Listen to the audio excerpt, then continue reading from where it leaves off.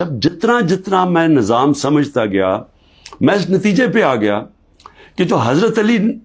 کا ایک رضی اللہ تعالیٰ کا قول تھا کہ کفر کا نظام چل جائے گا لیکن ظلم اور ناانصافی کا نظام نہیں چل سکتا. میں اس نتیجے پہ آ گیا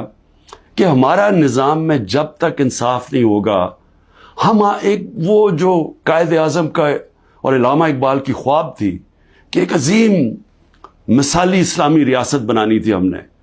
فلاحی ریاست، اور وہ جس کی بنیاد نبی صلی اللہ علیہ وسلم نے انصاف پہ رکھی تھی، عدل اور انصاف پہ. ہم وہ بن ہی نہیں سکتے جب تک ہم انصاف نہ لے کے آئے ملک. اور یہ جدوجہد رہی ہے 27 سال سے، 3.5 سال گورنمنٹ میں بھی بیٹھ کے پوری کوشش کی کہ طاقتور کو قانون کے نیچے لے کے آؤں، لیکن ایک آرمی چیف کے پاس ویٹو پاور تھی، اس نے نہیں مانا، اس نے نہیں کیا، کیونکہ وہ کرپشن کو یعنی ناانصافی کو برا نہیں سمجھتا تھا.